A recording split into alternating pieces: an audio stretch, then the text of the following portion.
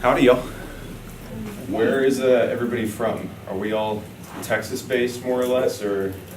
Dallas area. Dallas area? Okay. So my name is Cade. I live in Dallas, Texas, actually, Irving specifically. And I work as a freelance photographer. I've been doing it full-time for about 6 years now. Maybe a little less than that.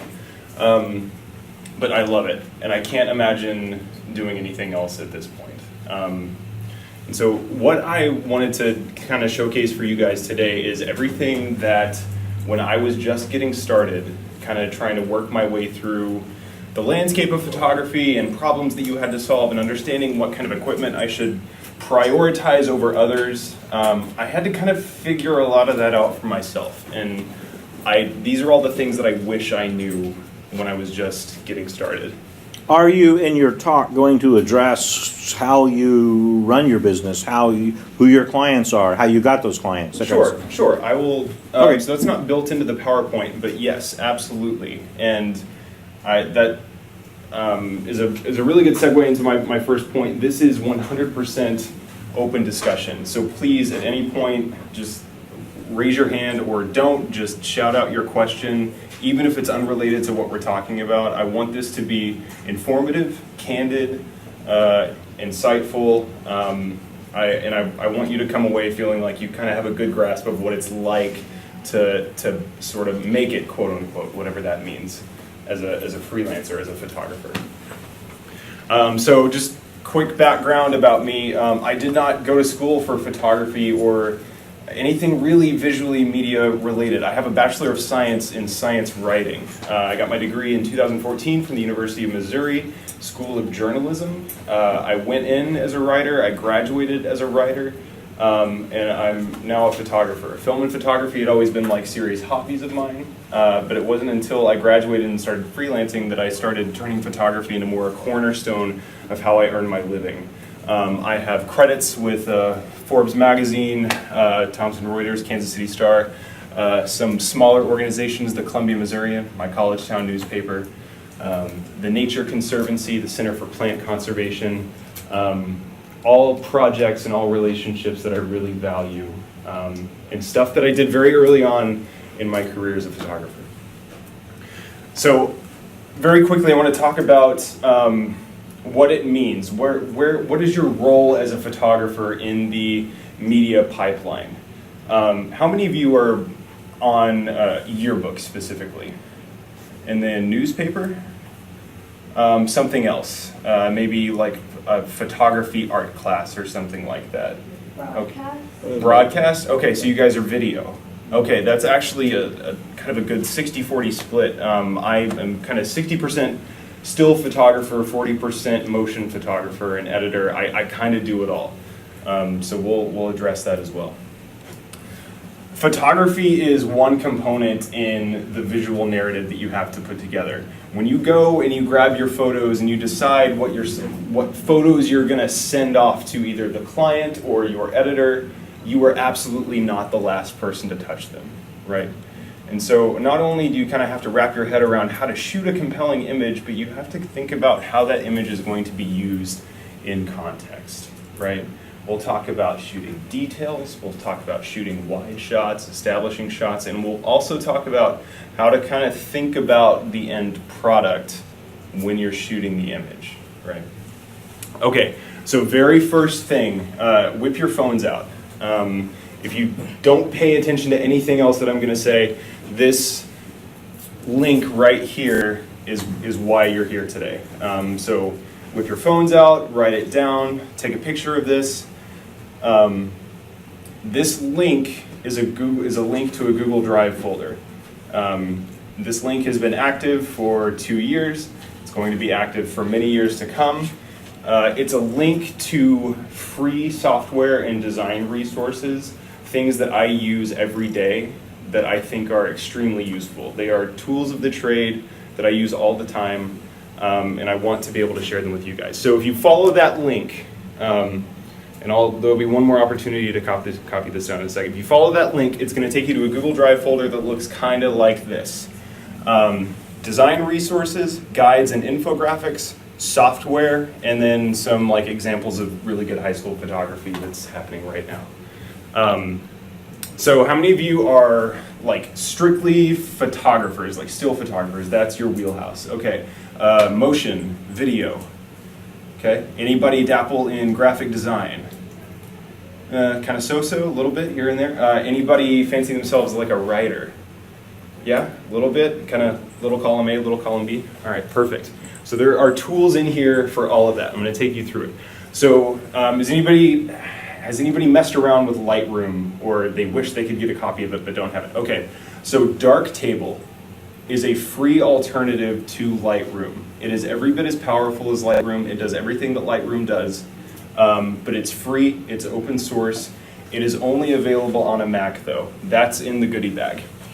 If you are a Windows person, Raw Therapy is the free, perfectly capable alternative to Lightroom.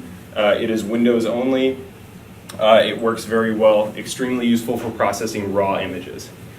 Can you hold on? Oh yeah. Does something like lynda.com offer training on this, or where can we go to get training? So Lynda is pretty good.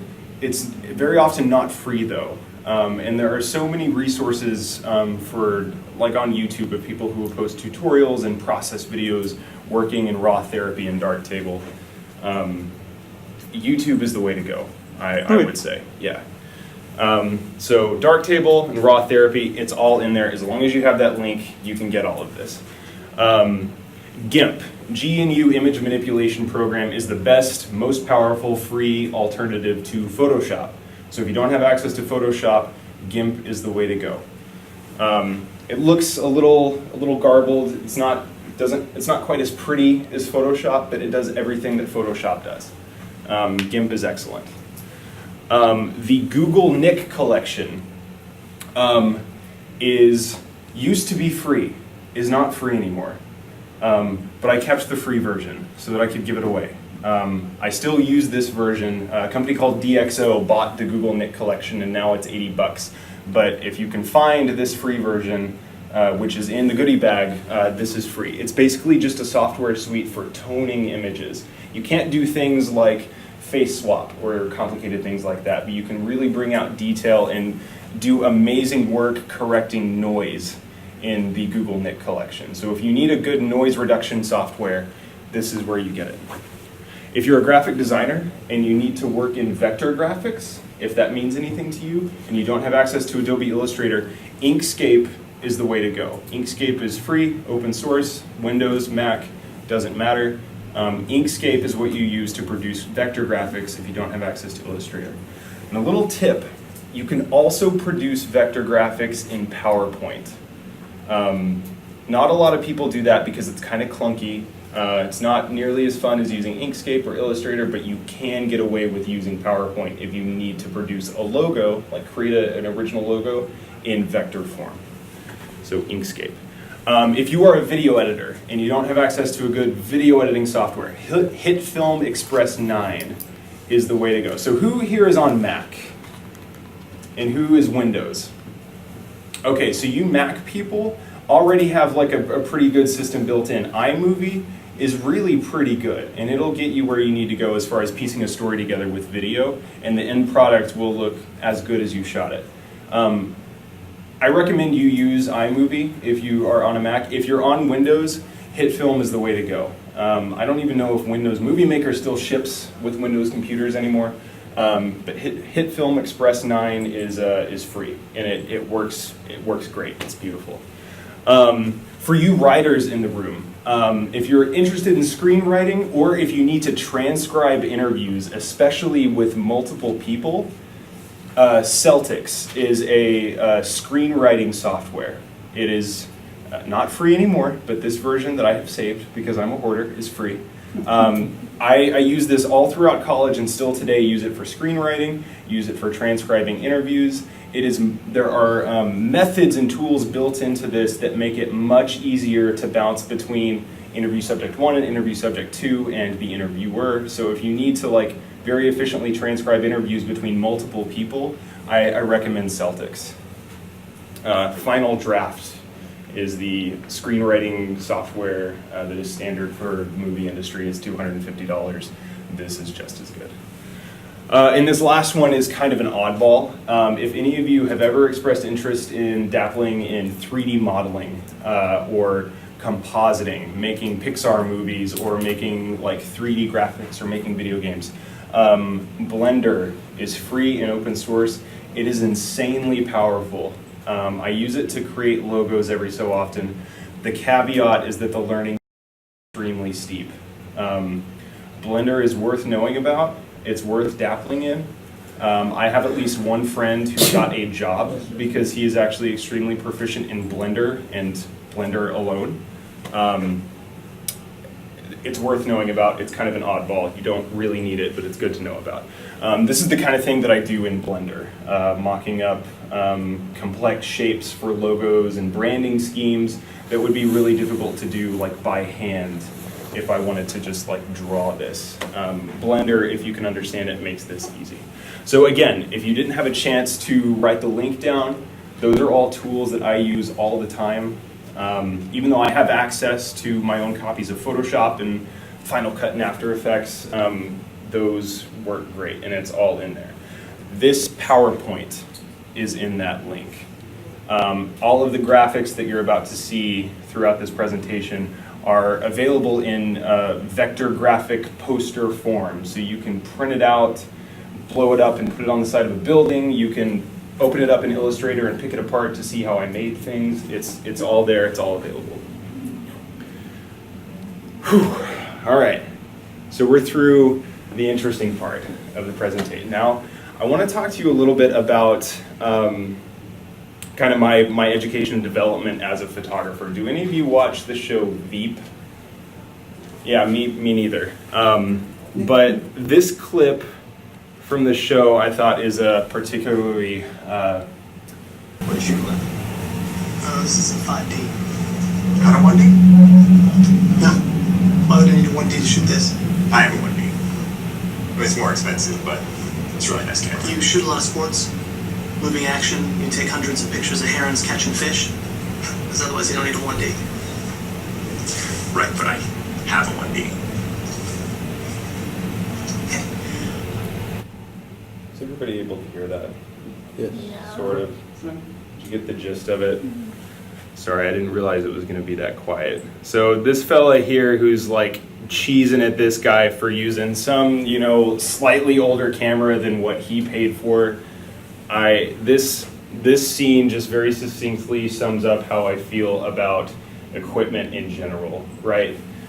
Photography as an endeavor is about the power of observation, not the application of technology, right? You don't need to fall for the marketing. You don't need the newest thing.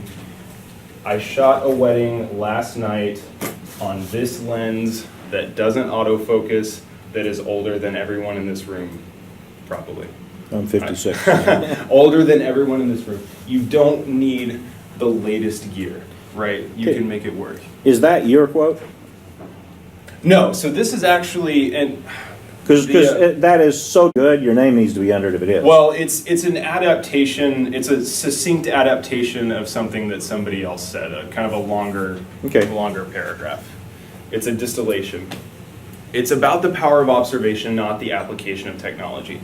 I want you guys to think about some of your favorite photographs that you've ever seen. Can we think about what are some of the best photos you've ever ones that stuck with you? Do you know the photo from the Great Depression when it's the mother holding her child? Yeah, Dorothy Lang. Yes. Yes. She's got the child on her left shoulder, and she's got her hand just kind of resting on her cheek. Yeah, very powerful. Shows up in every single coffee table book. She shot another one in Louisville, Kentucky, of all the people under the sign that Yeah. said, you know, with the greatest standard of living of life, and these people were on a bread line to get free food. Yeah, and it's such a powerful statement about poverty and about inequality and about the state of America during the Great Depression. Yeah, some other photographs that have really stuck with you. Think about something like, what's the image on every single National Geographic coffee table book? It's the Afghan girl, right? Mm-hmm. Yeah. I'm just thinking of clouds. Do what? I'm just thinking of cloud photos right now. I'm just thinking of clouds. Like cloud photos. Okay, like images of the sky. Is there a specific photographer who does it really No, well? it's just like I do that type of photography. Oh, really? Okay. Do you shoot stars at night? I don't have like good. I have a good camera, but I don't know how to do that. Well, we'll get you up to speed. So, every single photo that you can that's running through your head that you can't really describe, but you can see it in your mind, but you don't know enough about it to speak up about it. Every single photo that you're thinking of was shot on a camera less capable than the sensor that's inside your smartphone, right? Afghan Girl was shot in the mid-90s in a hut in Afghanistan using one of the earliest digital cameras, right? And still to this day, it's one of the most powerful photographs ever taken. You have the equipment with you already. It's just about how you use it. So I want you guys to watch this clip, bearing in mind that we're sort of talking about, the sound doesn't matter nearly as much, but bear in mind that we're sort of talking about some of the most iconic images. I want you to watch this video clip. I want you to watch it really closely. And I want to see if you can pick out the defining moment. Muhammad Ali, Sonny Liston, going around in the ring, right? Sonny goes down, Muhammad Ali's pulled back by the referee.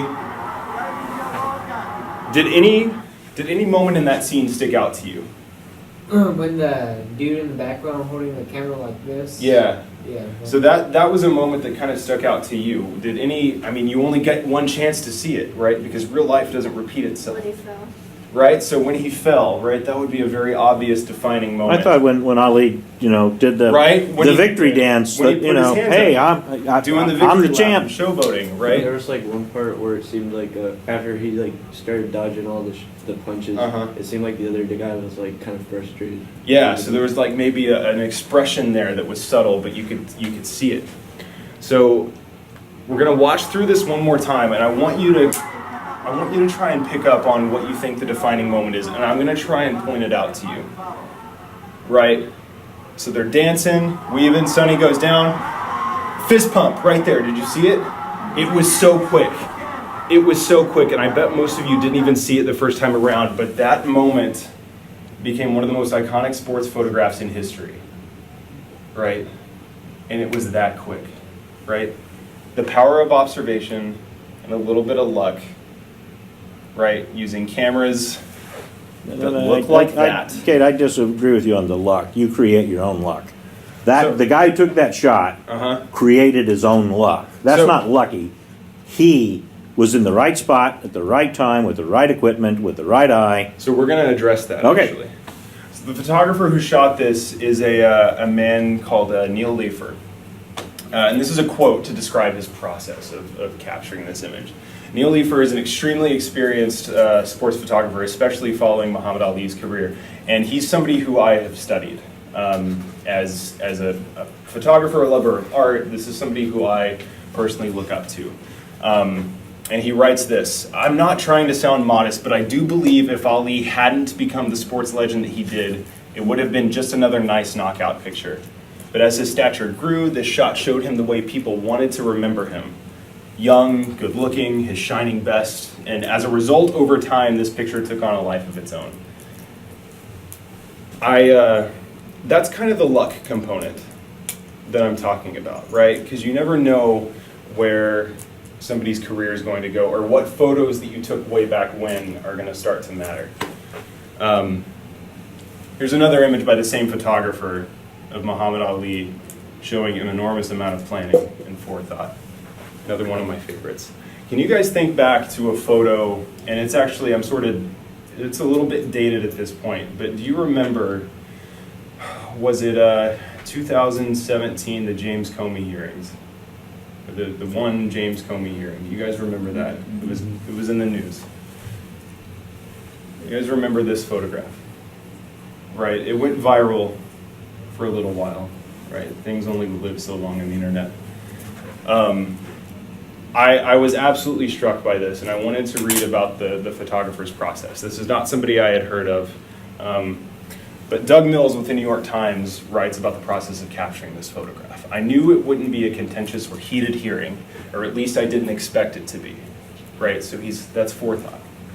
Mr. Comey had handed out his testimony the day before, so some of the air was already out of the balloon, and for me, what that meant was a tight shot showing one of Mr. Comey's facial expressions wasn't likely to be the most intriguing picture, right?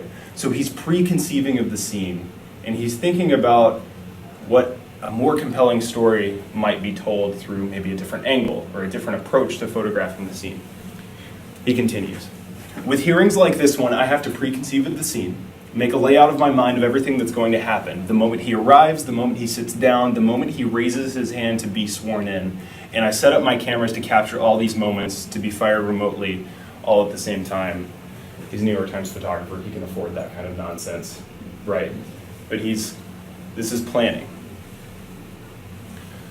I wasn't sure how well things would line up, where Mr. Comey would be behind him, but as it turned out, he was perfectly framed by the chairs behind him. Even before I looked at the picture, I thought, wow, this is going to be nice. All right? So that's what a photographer thinks about when they go into covering any sort of event, whether it's sports, some political hearing. It can be really anything, right? Planning and forethought and trying to make the most compelling story when you get one chance to photograph it. So how far along are you guys sort of in your photography career? Who feels like they're just kind of getting started? Just barely out of the gate. Nice. Who's been kind of messing around with it for a while? Not really sure what all the settings are necessarily. One or two of us. Who feels like pretty comfortable shooting a manual at least some of the time? All right, cool. So we've got some experience behind us. So the big differentiator between a photograph that you might shoot with your DSLR and a photograph that you might shoot with your iPhone are two things. And I want us to arrive at those two things by analyzing this picture that I took of my friend Zach and his fiance who he just proposed to. What about this picture stands out to you? Her smile. Do what? Her smile. Her smile. Okay. Her nails. Her okay. The background. All right. I can't remember what it's called. Yeah, so the background, these fancy little baubles of light, that's called bokeh. So bokeh is a consequence of something called depth of field, right? And that's a big differentiator between what a proper camera can do and what your iPhone can do, right? Your iPhone can only achieve a depth of field so shallow. Does anybody not really know what I mean by depth of field? So when you focus your lens, you have something called a plane of focus. And you also have an area of acceptable focus, which sits just forward and just behind the plane of focus, right? So Zach and Kristen, took me a second. Zach and Kristen are within the plane of acceptable focus, but all the lights in the background are thoroughly not, creating these bokeh balls, right? That's not really possible without some fancy software tricks on something like an iPhone, because the sensor is too small and the lens is too wide. What else about this is a differentiator between a DSLR photo and an iPhone photo? Because I want you guys to really get in the habit of evaluating a photograph and understanding what the photographer was doing. Yes? Does the people look like really sharp? Okay, so there's a sharpness to it. There's an overall quality. You can just tell that the photo was conceived with, or was created with good equipment. Lighting. Lighting, right? That is the second differentiator. You mostly cannot light a shot using an iPhone or a point and shoot camera, because those things will not trigger strobes, right? Lighting and depth of field are the two things that are going to make your photography stand out from snapshots that people take, okay? So kind of get in the habit of not just looking at the people in the photograph, but looking at what's in the background, looking at how the light falls on them, the light quality. Okay, let's talk equipment. What things matter most? What should you buy in what order to do what I do today? But first, we're going to do a very quick review. So write this down really fast. I don't have time to go all. I'm just kidding. It's all in the goodie bag of digital resources. It's infographic form. Actually, no. 3 major components to creating an image. And seriously, it's all in there. You don't have to take notes on any of this. Aperture, right? It's the size of the opening through which we let in light, right? Aperture can vary from very wide to very tight. The smaller the number, the wider the aperture. Has everybody got that? And also, the wider the aperture, the shallower the depth of field. So the wider that opening is, the more of those little bokeh balls that you're going to get in the background. So the iPhone has like a shallow depth of field? The iPhone mimics shallow depth of field using some software tricks.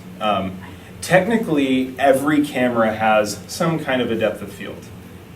Even my iPhone 6, which is several years old at this point, if I really try, I can get some semblance of depth of field. Do you ever wonder why it is that your phone sometimes just takes, at first glance, takes brighter, better looking pictures than your DSLR? Has anybody ever been frustrated by that? Yeah, so before I explain that, I want to get a roundup of what kind of equipment you have access to. Who's got access to a DSLR at least sometimes? Something with interchangeable lenses? Okay. Who's Canon? Who's Nikon?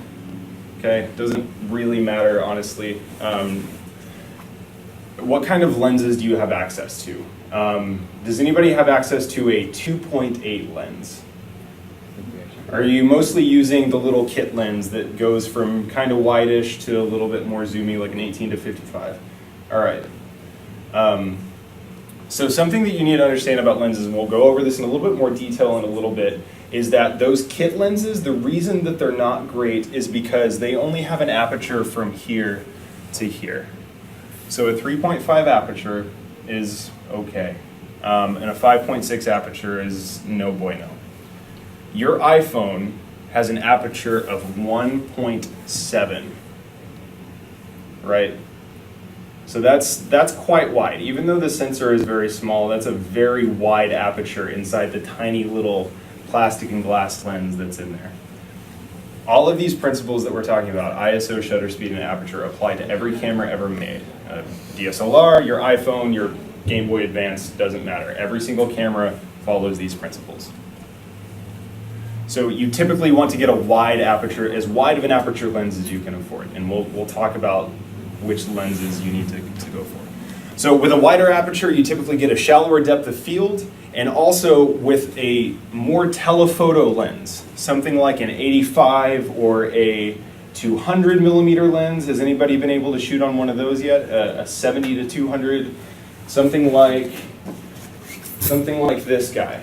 Yeah, so the zoomier the lens, the more telephoto the lens, something around 200 millimeters, also affects depth of field. So you get a shallower depth of field when your aperture is wide and your lens is very zoomed in. That's just a interesting coincidence based off of the law of optics that's chiseled into the fundamentals of how the universe works. The science of photography is really interesting. So that's aperture. Shutter speed, I think pretty self-explanatory. Shutter speed is the amount of time measured in fractions of a second that your shutter is open, allowing light to hit the sensor. A couple things that you may not know is bulb mode. So bulb mode, so you Canon shooters, the little B that's on the dial, Have you ever wondered what that B stands for? Stands for bulb. And so that basically means, I don't know why it's called bulb, but what it does is it basically leaves the shutter open for as long as that button is pressed.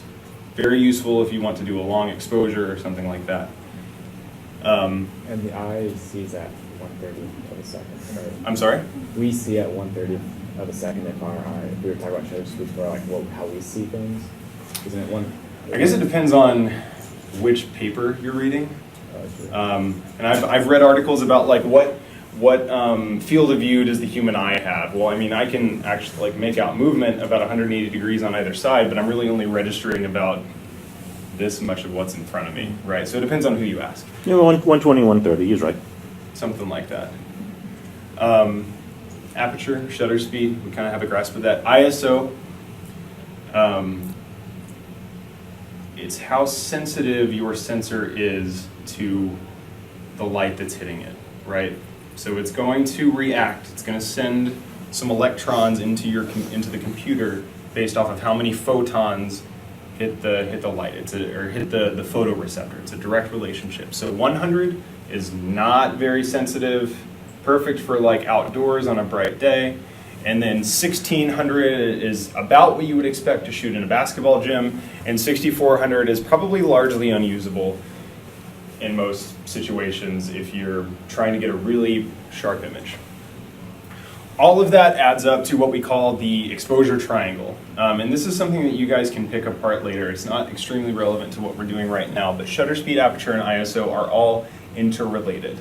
And this is something that as you progress in your photography education, you'll come to understand a little bit better. It's in the infographics. We're not going to spend too much time on it now. Is that what they refer to as a magic triangle, right? I'm sorry? Is that what they refer to as a magic triangle? Yes, and there's no magic to it. It's very, it's fairly self-explanatory if you understand the relationship. So if I want to get a consistent exposure, if I stop my aperture down to something very tight, I'm not letting in a ton of light, so I have to increase the amount of time I'm letting that little bit of light in, right? And then I can also bump the sensitivity to that little bit of light. And all of those three combinations that you're balancing create optimal exposure. It's something that you will get better at, and we're not going to dwell on it too hard right now unless you have specific questions. I feel like I'm going really fast. If you guys have questions at any point, please just blurt it out. Okay, so it's important to know what all of these things mean on the outside of your lens. So on the left is a very common Canon kit lens. It's the 18 to 55. I think you Canon shooters who have the kit lens know this lens pretty well. On the right is the Nikon kit zoom lens. So if you buy a Nikon camera and it comes with a big looking lens off of like B&H or Amazon, it's a good chance that it's this lens. So I want to tell you exactly what these numbers mean because they matter. So Canon zoom lens, EFS, it's just marketing speak, this doesn't matter. 18 to 55 is your focal length. So what is 18? It's pretty wide, right? It's kind of wide. 55 is a little zoomier. 18 to 55, just a very common sort of focal range for getting wide and medium shots. Excuse me, guys. These numbers here, who can tell me what they mean? So these numbers, 1:3.5 to 5.6. That's your aperture range of the lens, right? And it's a range because when your lens is zoomed all the way out to 18, when it's at its widest, the aperture can be as wide as 3.5. But because there are limitations to how you can engineer a lens, whenever you zoom out, that aperture is going to close down to 5.6. And there's nothing you can do about it. It's just a limitation of the engineering of that kind of lens. So that's why this aperture, the aperture of this lens is expressed in a range, right? And of course you can crank it down to like f16 or f22 if you want to, but that's the maximum aperture range. Does that make sense? Okay, all right. We look over here. Some of the numbers on the that you'll find on this Nikon kit zoom lens. So 55 to 200 is what? Focal range. So 55 is what? Like kind of medium-ish, right? And then all the way out to 200 is pretty zoomy, telephoto. Aperture range, 3.5 to 5.6. GVR is just marketing speak, don't worry about it. This set of numbers right here, I don't know if you can make it out because it's upside down, but it's infinity symbol to 1.1 meters. That is your closest focusing distance. So that is the closest that your camera can get to a thing before you start getting too close and it gets blurry. I never ever pay attention to this number. It's not really that useful, honestly. It never affects what I do. And then theta 52, it looks like a theta, but it's not actually a theta. It's just a little diameter symbol. That is the diameter of the outside of the lens. So if you're buying filters or lens hoods, that number tells you what size to get, all right? Okay, so that's lenses. Really quickly through, these are Canon and Nikon scene modes. M is what? Manual. AV, Aperture priority. aperture priority, same as A on the Nikon side. TV, Shutter priority. shutter priority, same as S on the Nikon side. And then P, Portrait. portrait. Is anybody kind of confused on what we're talking about by shutter priority, aperture priority? You guys, okay, understand that. Okay, and then full auto. Okay. All right, so equipment. What to invest in order of importance. Good lenses above all else. So I'm not talking about the order in which you buy them. This is the order in which you should be thinking about your equipment. Okay? Good lenses above all else. This Tamron 17 to 50 is a constant 2.8 lens. So at 17, which is pretty wide, all the way to 50, which is kind of medium-ish, you're getting a 2.8 aperture throughout that entire focal range. It's a constant aperture lens. This is the cheapest, most reliable sort of constant aperture zoom lens that I think is on the market. So this is a slightly cheaper version of this lens. This is a 17 to 55 2.8. I use this one because I got a good deal on it, but the exact same optical characteristics that are in this lens that I partially shot a wedding on last night are in this lens. So this Tamron 17 to 50 2.8. The Yongnuo 85 millimeter 1.8. Is anybody having trouble covering basketball? Yeah, this is the lens that you want. If a 70 to 200 2.8 is a little bit much for like you or your program to muster, this Yongnuo 85 millimeter 1.8 is the way to go. So 85 is like plenty zoomy for covering sports, particularly on a basketball court or covering volleyball. And then 1.8 is, what kind of aperture is 1.8? It's a pretty big aperture, right? So we're letting in a lot of light, right? So that's how you get basketball photos that are nicely exposed and reasonably zoomed in for a reasonable amount of money. I'll list all the prices here in one of these slides. And then the Canon Nifty 50 Plastic Fantastic. This is a pretty common portrait lens, 50 millimeter 1.8. You can get these very often you can get them for $50 Sympathetic. on Craigslist or eBay, or I don't have my Nifty in here with me. I bought mine on Craigslist for I think $40 3 years ago. It's the sharpest lens I own. I use it all the time. 50 millimeter 1.8 is kind of a classic must-have. So all three of those, if you want to snap a photo of this, I think this would be a good one to snap a photo of. All three of those, the Tamron 70 to 50, this is the best investment. This comes in at a very strong number 2, and then eventually you're going to want to get one of these. Well, people are taking pictures or writing the notes down. Yeah. Where can I find these lenses at? Okay, so the order in which I shop for new equipment: Craigslist, eBay, B&H used, Adorama used, KEH, and then anywhere new that I can find. I don't typically buy anything new if I can help it. because unless there's just something egregiously wrong with the front element of the lens or the back element, there's no good reason to buy new if you can avoid it. Can you say those again, please? Yeah. So the order in which I personally shop for things, your mileage may vary. Craigslist, eBay, B&H Photo, which is one of the biggest online retailers of photo equipment. They have a big superstore in New York. It's awesome. If you're ever in New York, go there. It's like Willy Wonka's Camera Factory. It's amazing. Adorama used. How do you spell that, Adorama? Adorama. And then KEH is an online-only retailer. They have a pretty good selection of used stuff.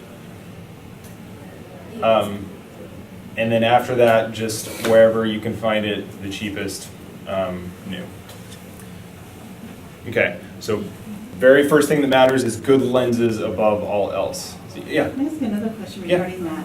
When you're buying from Craigslist or Mhm. from, the online garage sales Yeah. or whatever, I see things posted from time to time, and I'm a little nervous about purchasing them.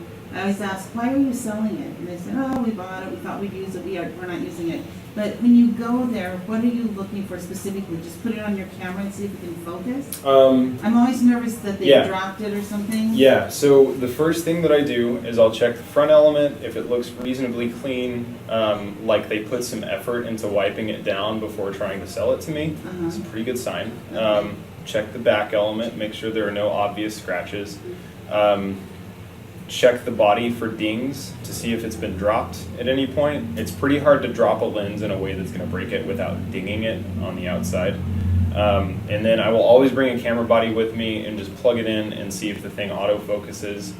And at that point, if everything looks good, then I'll buy it. Yeah. Thank you. So good lenses above all else. That is the thing that you should think about. Camera bodies are going to come and go, but good glass is forever. Number 2, a basic lighting kit is the most important, is second most important thing in your arsenal. And a basic lighting kit is probably this. So Yongnuo makes kind of the most reasonably priced flash units. It looks like it's cheap imported Chinese made stuff. But this is the cream of the cheap imported stuff. A Yongnuo transmitter and flash kit. So I've got this exact transmitter on the top of my camera and that exact flash unit on my stand here.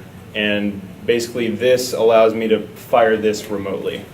The YN560 Mark IV is the best of this line of flashes.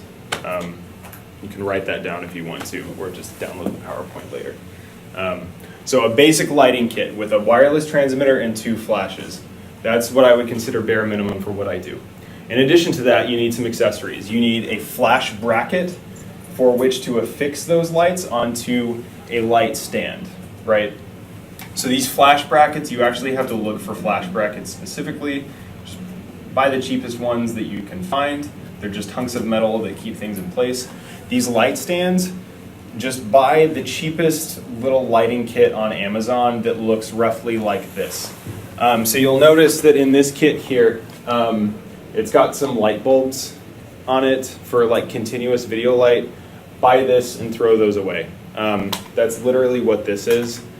You'll never use the light bulbs, and it's just a cheap way to get some good disposable, if they have to be, light stands and umbrellas. Especially these umbrellas, I buy them like they're disposable because in difficult situations, like when it's really windy outside, it's going to tip over, and you're just on the hook for another $8 umbrella. It's just the cost of doing business at this point. But you don't have to spend very much for an umbrella, because anything that you get is going to be fine, I promise. Umbrellas do one thing, and they do one thing only. They turn a kind of smallish light source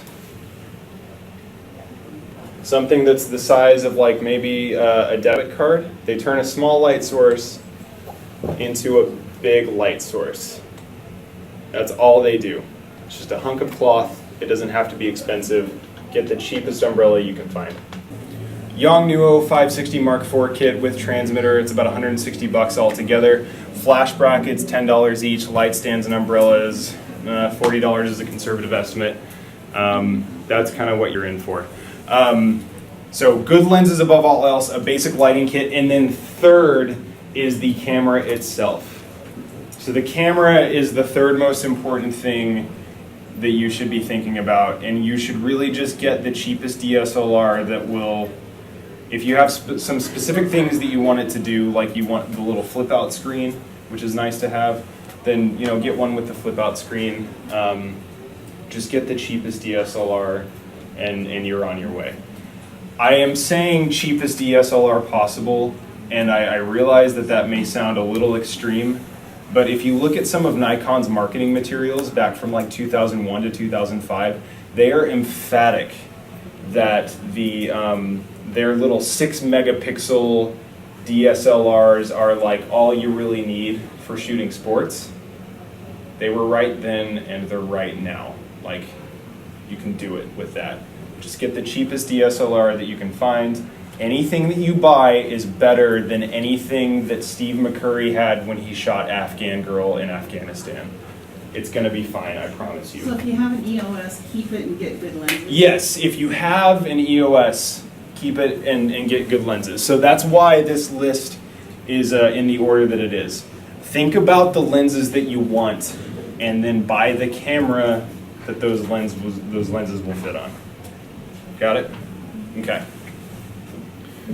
So your camera just has to do 3 things. First, most important thing is it's got to be affordable, because nobody needs to spend $1,000 on a camera body. It needs to trigger flashes. That's what your camera does. It's a box with a hole in it that accepts light and triggers these flashes. So every DSLR has a little hot shoe, right? And some point and shoot cameras even have a hot shoe. You can get away with a point and shoot camera that has a hot shoe. But this is the most important part of your DSLR, is the hot shoe, especially if you're shooting portraits.